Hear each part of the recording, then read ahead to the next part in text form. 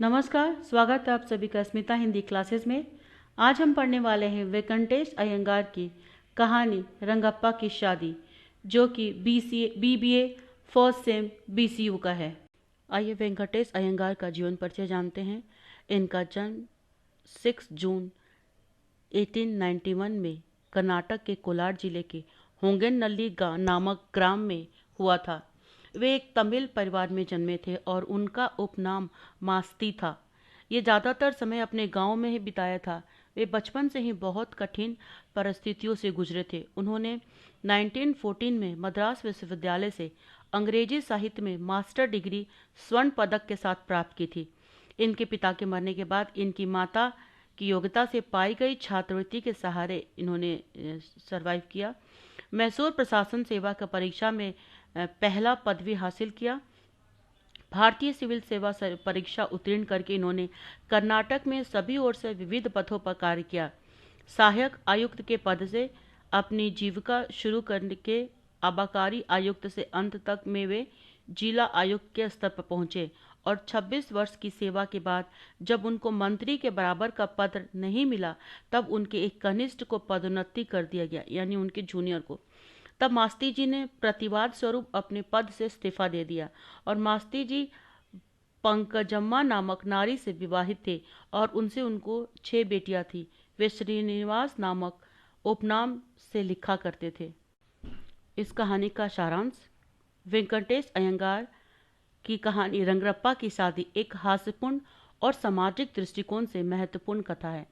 इसमें रंगप्पा नामक एक साधारण ग्रामीण व्यक्ति की शादी की जद्दोजहद को दर्शाया गया है।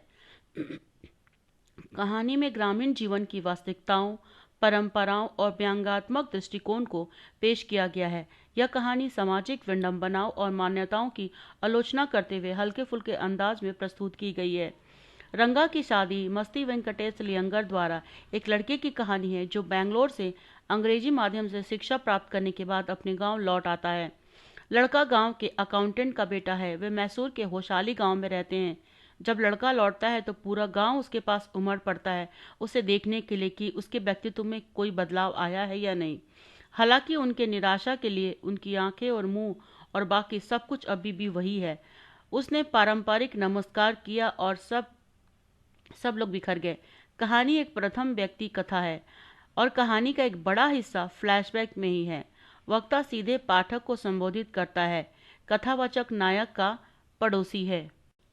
वह पहले अपने गांव होशाली का विस्तृत विवरण देकर कहानी को एक अलग तरीके से पेश करता है। वह अपने गांव के आमों की तारीफ करता है।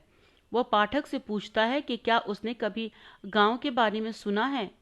वह खुद ही सवाल का जवाब देता है, क्योंकि गांव अंग्रेजी बाबुओं के किसी भी नक्शे में नहीं था और हमारे देश के बाबुओं ने इसे वहां डालना भूल गए थे। फिर वह 10 साल पहले के समय में नायक रंगा का परिचय देता है। रंगा पढ़ाई के लिए बैंगलोर गया था और 6 महीने के बाद लौट आया था। यह वह समय था जब अंग्रेजी एक लोकप्रिय भाषा नहीं थी और कुछ लोग इसका इस्तेमाल करते थे। सभी कन्नड़ में बातचीत करते थे।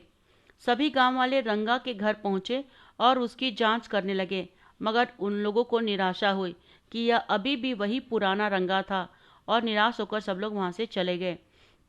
हालांकि कथावाचक वहीं रुका और लड़के के साथ कुछ चुटकुले साझा किए और फिर चला गया। बाद में दोपहर में रंगा कुछ संतरे लेकर कथावाचक के घर पहुंचा। कथावाचक ने लड़के का मूल्यांकन किया और ऐसे सुशिक्षित और विनम्र लड़के से शादी कराना उचित समझा। हालांकि रंगा की शादी करने की कोई योजना नहीं थी। उसने कथावाचक के सामने शादी के बारे में अपने विचार रखे कि वो एक ऐसी लड़की से शादी करना चाहता है जो परिपक्व हो और जिसे रंगप्पा पसंद कर सके। चर्चा के बाद रंगा चला गया और कथावाचक ने जब फैसला किया कि वह लड़के की शादी करवा के ही रहेगा, उसने रामा राव की भतीजी रत्ना को रंगा के लिए उपयुक्त दुल्हन के रूप में देखना शुरू किया। वह एक बड़े शहर से थी और वीणा और हारमोनियम बजाना जानती थी। उसने एक योजना बनाई। उसने रामा राव की पत्नी को भेजने के लिए कहानी रत्ना को छाछ लाने के लिए उसके घर जाना पड़ा, इसलिए वह शुक्रवार को एक शानदार साड़ी पहनकर आई। उसने रत्ना से गाने का अनुरोध किया और रंगा को बुलाया।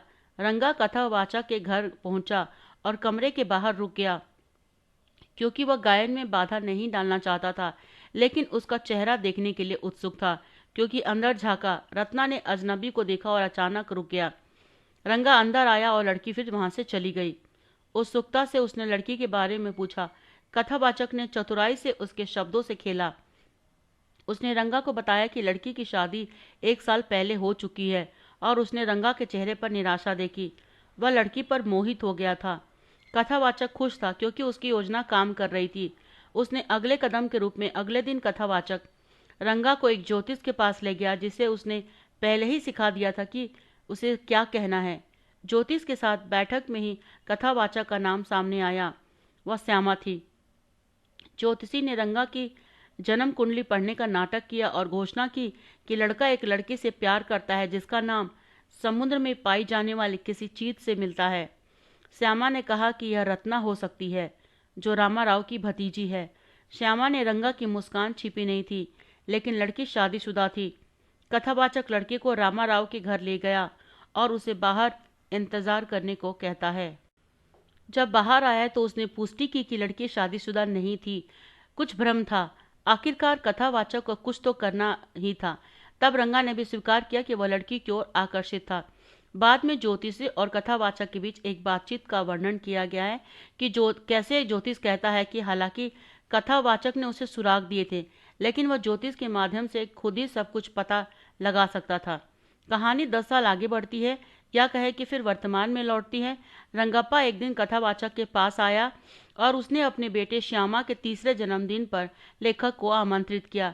जाहिर है रत्ना और रंगा की शादी हो चुकी थी और अब उनका एक 3 साल का बेटा है, जिसका नाम रंगा ने कथावाचक के नाम पर ही रख दिया है। 1 अंकीय प्रश्न उत्तर। रंगा की शादी कहानी के लेखक कौन है? वेंकटेश अयंगार। रंगा कहाँ पढ़ाई करने गया? बेंगलोर। लड़का किस गांव का रहने वाला था? मैसूर के होशाली गांव। रंगप्पा किसका पड़ोसी था? कथावाचक का। रंगा कैसी लड़की से शादी करना चाहता था? परिपक्व। रंगा की पत्नी का नाम रत्ना। रंगा के बेटे का नाम श्यामा। लेखक के गांव का नाम होशहल्ली। भारत में मैसूर किस पकवान की तरह है? गुजिया। कथावाचक रंगा को किसके घर लेकर आता है? रामाराव के घर। रंगप्पा की शादी किस तरह की कहानी है? हास्यपूर्ण। रत्ना कौन कौन सा वाद्य यंत्र बजा लेती थी? हारमोनियम और वीणा। संदर्भ व्याख्या करें। कर्णिक का लड़का गांव आया है। अरे बेंगलोर से पढ़ लिख कर आया है। संदर्भ, इसमें आपको अपने पाठ्य पुस्तक का नाम, पाठ का नाम और उसके राइटर का नाम लिखना होगा। तो ये प्रस्तुत पंक्तियां हिंदी पाठ्य पुस्तक गद्य सागर के रंगप्पा की शादी नामक कहानी से लिया गया है और जिसके लेखक करेमस्ती वेंकटेश अयंगर जी हैं। प्रसंग, कौन किसे कह रहा है? तो गांव वाले रंगप्पा के संबंध में बातें कर रहे हैं। व्याख्या, बेंगलोर जैसे शहरों में शिक्षा प्राप्त करना और वहां से लौटना ग्रामीण समाज में एक महत्वपूर्ण घटना मानी जाती है। यह न केवल शिक्षा और जानकारी के आदान प्रदान को दर्शाता है, बल्कि यह भी दर्शाता है कि व्यक्ति ने एक अधिक विकसित और आधुनिक वातावरण का अनुभव किया है। यह शहरी और ग्रामीण जीवन के बीच के अंतर को स्पष्ट करता है। यह स्थिति उनके ज्ञान और उपलब्धियों को लेकर ग्रामीण के लोगों को उम्मीद और मान्यता को दर्शाती है। गांव में शिक्षा के स्तर की कमी और शहरी शिक्षा की महत्ता की भावना यह वाक्य उजागर करता है। शहरों से लौटने के बाद व्यक्ति के विचार दृष्टिकोण में बदलाव आ सकता है, जो ग्रामीण समाज में सांस्कृतिक सामाजिक परिवर्तनों को जन्म दे सकता है। यह वाक्य उस परिवर्तन की शुरुआत का संकेत हो सकता है जो बेंगलोर जैसे आधुनिक शिक्षा से गांव में आ सकती है। जब कोई व्यक्ति शहर से लौटता है तो उसमें नई उम्मीद और अपेक्षाएं जुड़ी होती हैं। ग्रामीण समाज में यह अपेक्षा होती है कि शहर से लौटने वाले व्यक्ति गांव के लिए कुछ नया और उपयोगी लेकर आया है और उसे एक आदर्श के रूप में देखा जाएगा। इस प्रकार यह वाक्य ग्रामीण समाज में शहरी शिक्षा की महत्वपूर्ण भूमिका और उसके सामाजिक प्रभाव को दर्शाता है। साथ ही यह शिक्षा और सामाजिक स्थिति के बीच के संबंधों को भी स्पष्ट करता है। 5 मार्क्स के लिए आएगा टिप्पणी लेखन। वेंकटेश अयंगार की कहानी रंगप्पा की शादी में रंगप्पा एक साधारण गांव का आदमी है जो अपने सामाजिक पारंपरिक दायित्वों के चलते जीवन की जटिलताओं का सामना करता है। रंगप्पा की स्थिति और उसकी शादी के जद्दोजहद पर कथा का हास्यपूर्ण दृष्टिकोण उसके सामर्थ्य और सीमाओं को उजागर करता है। रंगप्पा की परिकल्पना ग्रामीण जीवन की वास्तविकताओं को दर्शाती है, जहां परंपराएं, सामाजिक दबाव और व्यक्तिगत इच्छाएं आपस में टकराती है। उसकी स्थिति एक सामान्य ग्रामीण व्यक्ति की संकीर्ण दुनिया और उसके संघर्षों का प्रतीक है। अयंगार ने रंगप्पा की शादी के माध्यम से समाज की विडंबनाओं और उसके परंपरागत मानदंडों और उनके हास्यास्पद पहलुओं को उजागर किया है।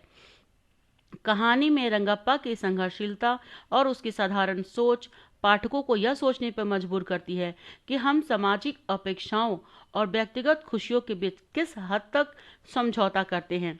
यह कहानी न केवल हास्य की चाशनी में लिपटी हुई है, बल्कि समाज की गंभीर समस्याओं की ओर भी इशारा करती है। तो इस तरह से छात्रों, ये हास्यास्पद कहानी यहीं पर समाप्त होती है। उम्मीद करती हूँ कि आपको ये वीडियो पसंद आया होगा, और अगर वीडियो सच में आपको पसंद है तो सब्सक्राइब, लाइक, कमेंट, शेयर करके अपना प्यार दिखाना ना भूलें, ताकि मैं ऐसे वीडियो और लेकर आती रहूँ। वीडियो देखने के लिए आपका धन्यवाद।